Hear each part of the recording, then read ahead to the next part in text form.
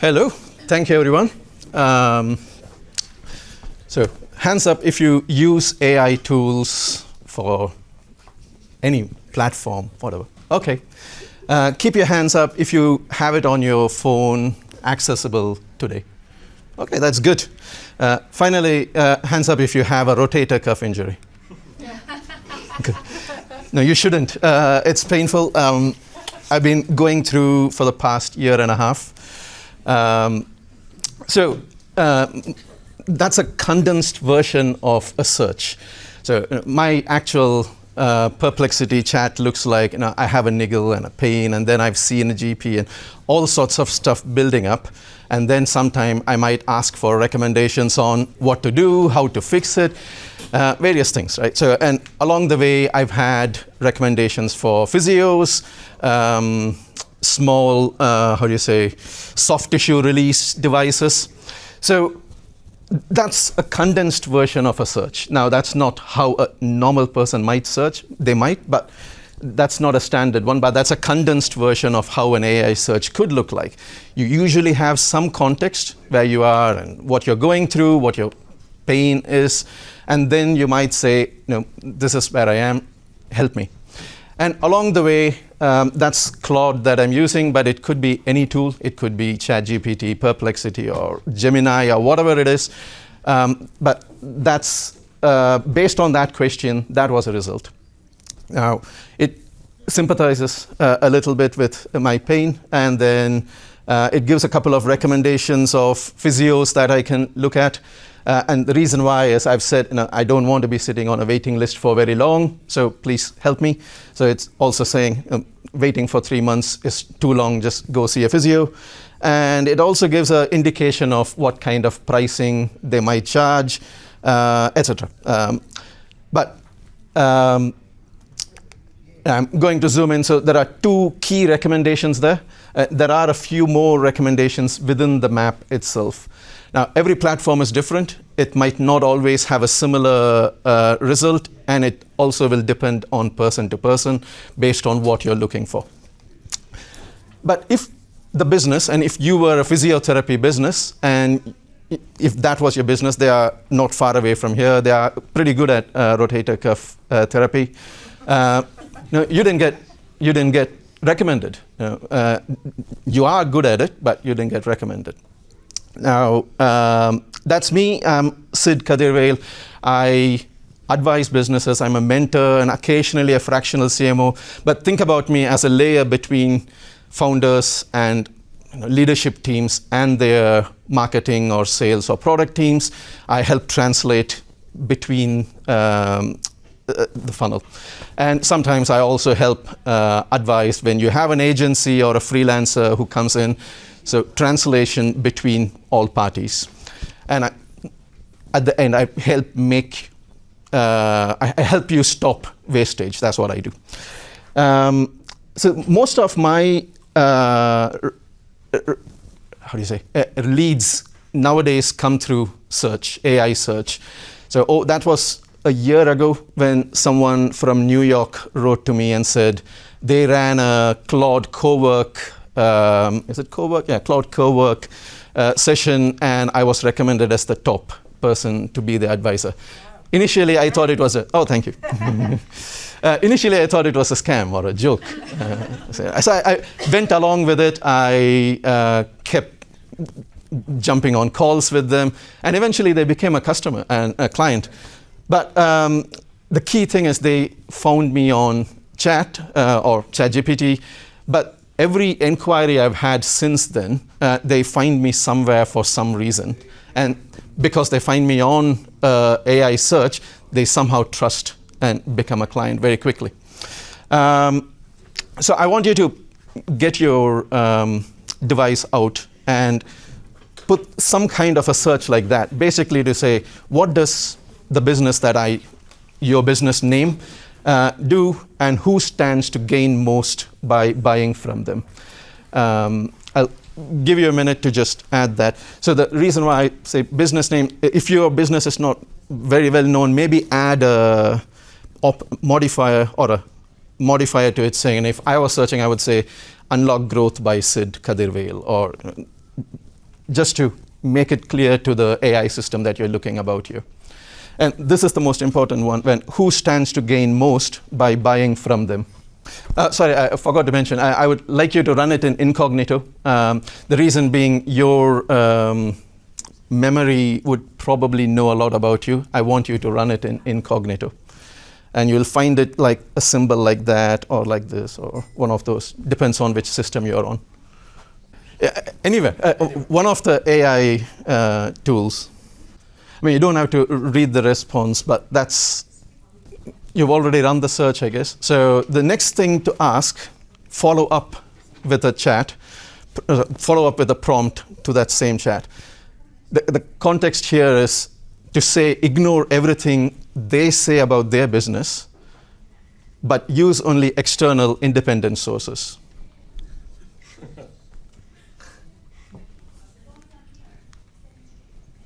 You can put it in your own words, but it's basically ignore what they say about their business on their own website and social media, but use external sources only, or independent sources only.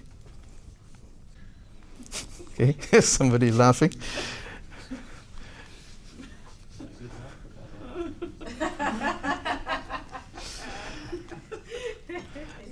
Did they say you're non-existent? There are no meaningful independent profiles on major B2B review platforms. So Okay. here we go.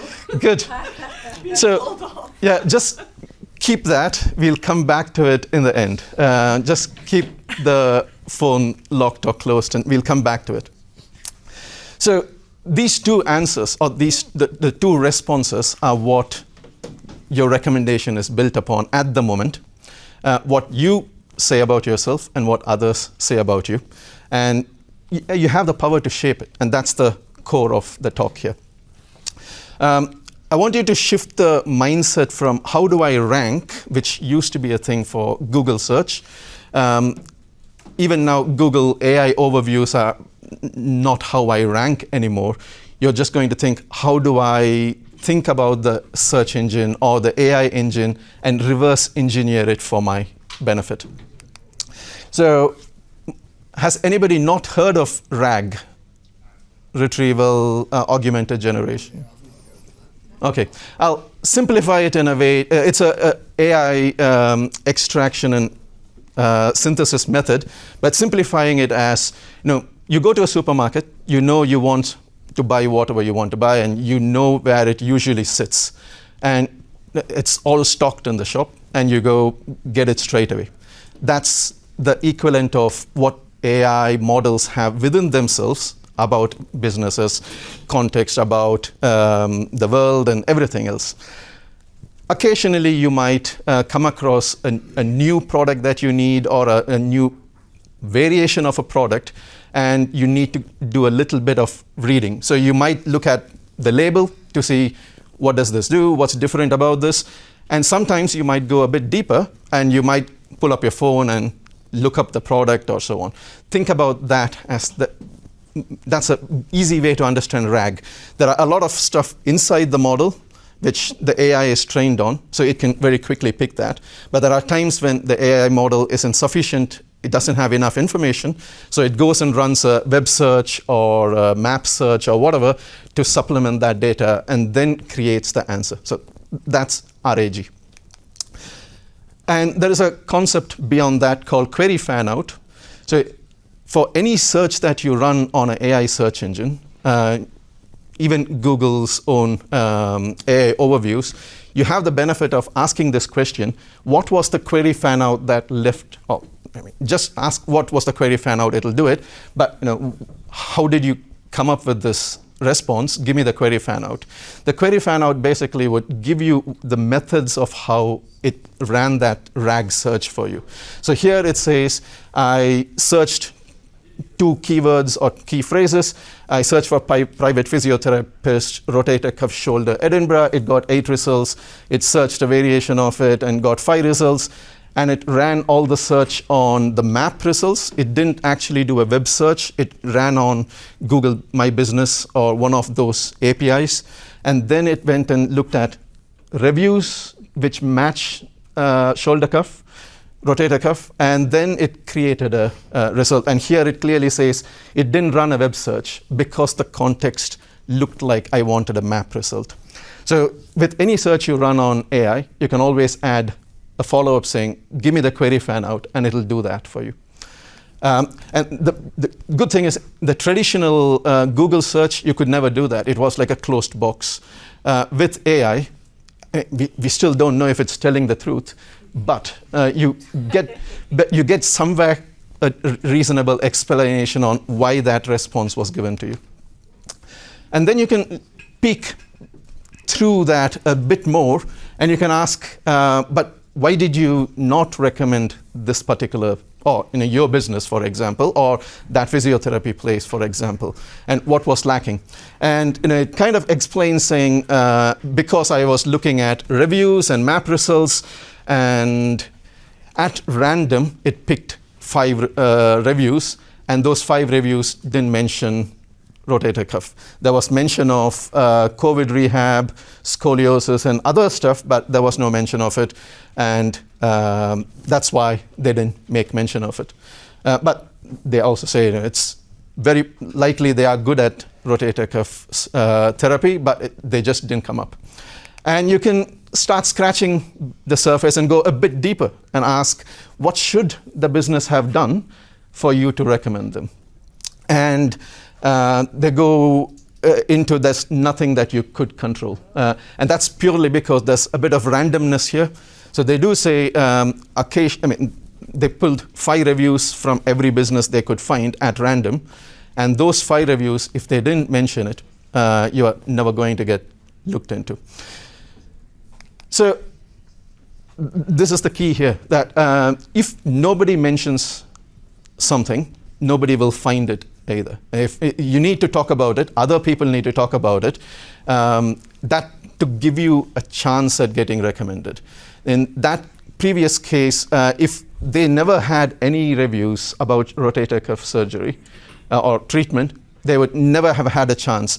So maybe the next time I run the same search, a random search might have pulled them and maybe recommended them, but at least gives the chance to get recommended. So that's the key, that if nobody talks about you, including yourself, nobody is going to find about you. So I would call this as the influence stack. So there are 3 layers. The most important one at the bottom is what you say about yourself. That's what do you say about yourself on your website, your FAQs, your processes, your own social media, your videos, everything that you can control within your sphere of influence. And then the second layer is what others say about you.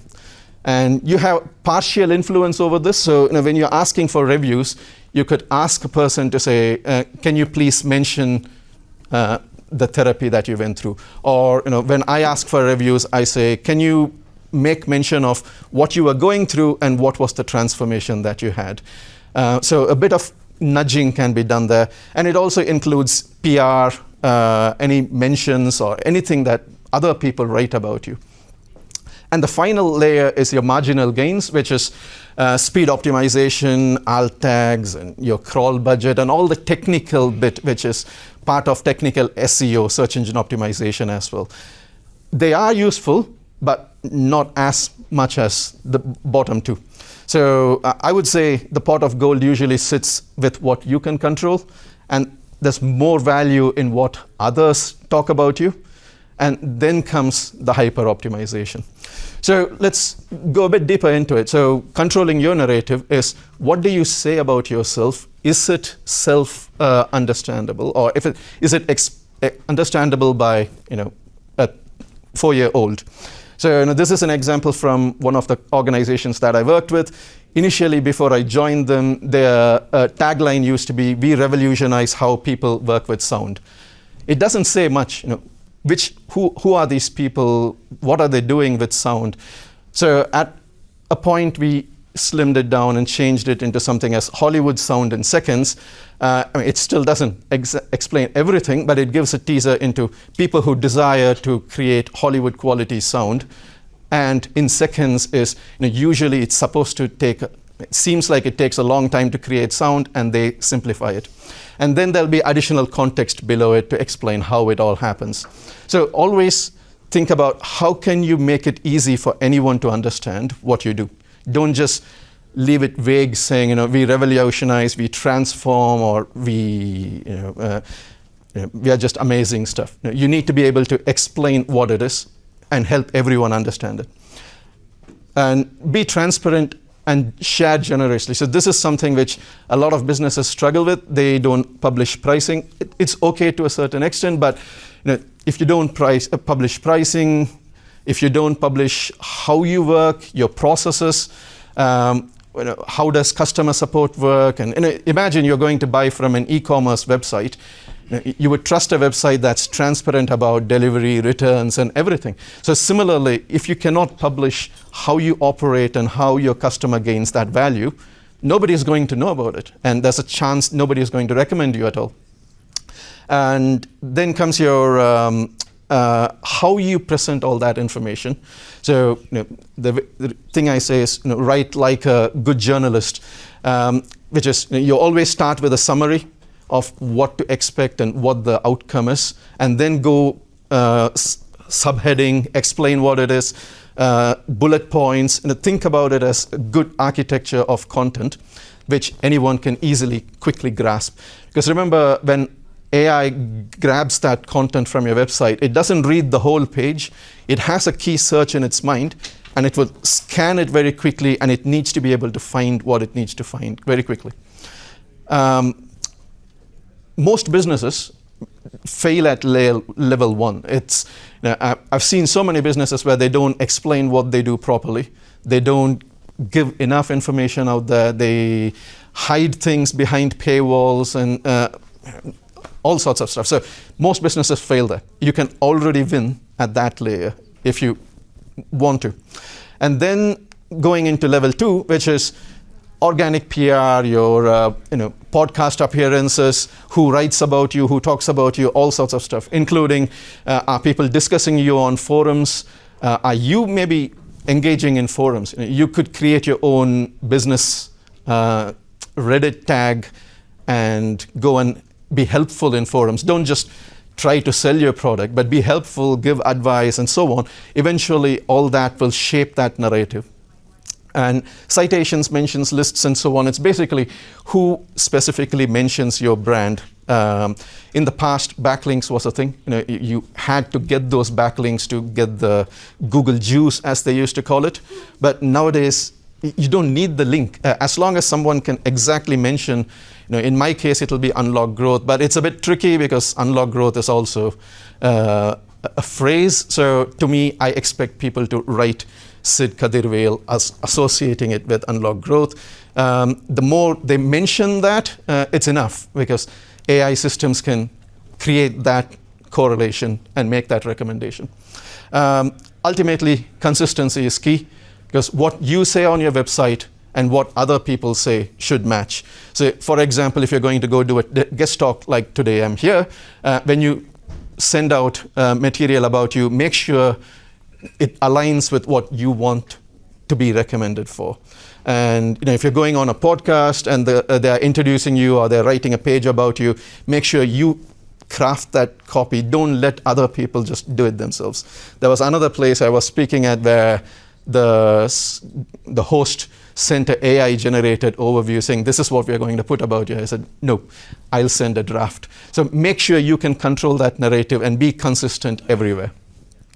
So that's level two. Again, level two is where the real gold is. So because if an external system looks at you, that's a layer that you cannot be scamming very easily.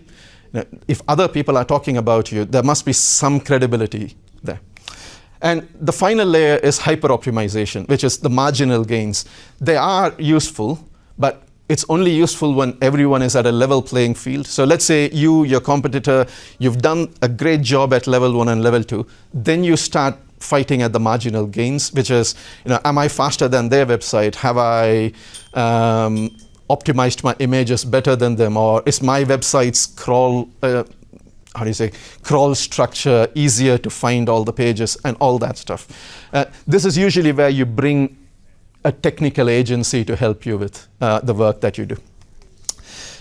And ultimately, I always get the question saying, can we do this? Can we do that? I mean, of course, you can do a lot of stuff with AEO, SEO, and all sorts of optimization. But always go back to the question, will it be perceived as spam? And if it could be perceived as spam, and it will be treated as spam, someday you will be penalized. I come from a world, I started in 1999 when I keyword cloaked within websites, so which is putting white text on white backgrounds. In 1999, that was acceptable because there was no rule book for such. Everybody did that. And then it became a rule book to say, you can't do that anymore. And that was 1999. Over the past 25 years, there are so many different algorithms that have come and fixed a lot of the loopholes.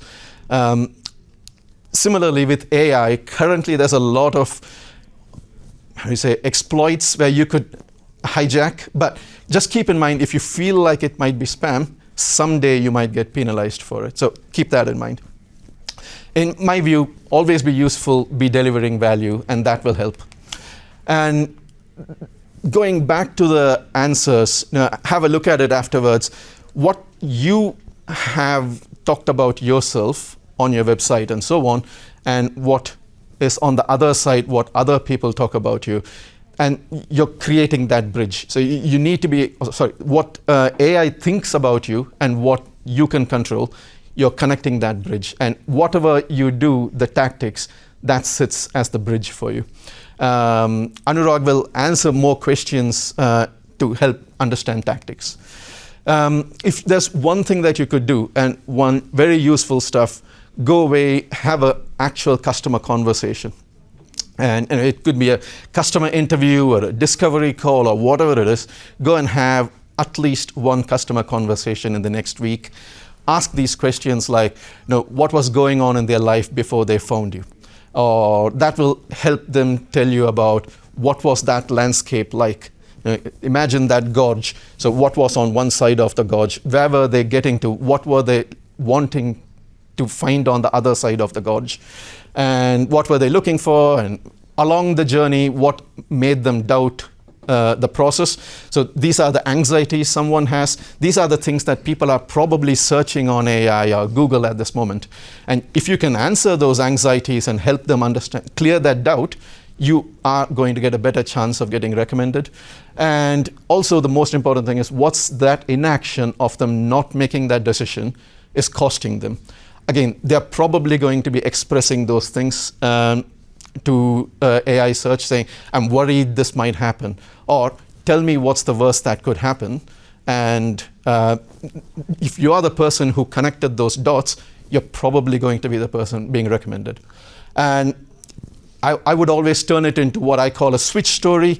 A switch story is, life was painful and struggling and whatever was going on, I wanted to get to that side of the gorge, and how did I get there? That's the switch story. And you're probably building a bridge, and you're selling a bridge to that person, and you're explaining how the bridge helps them get from one side to the other.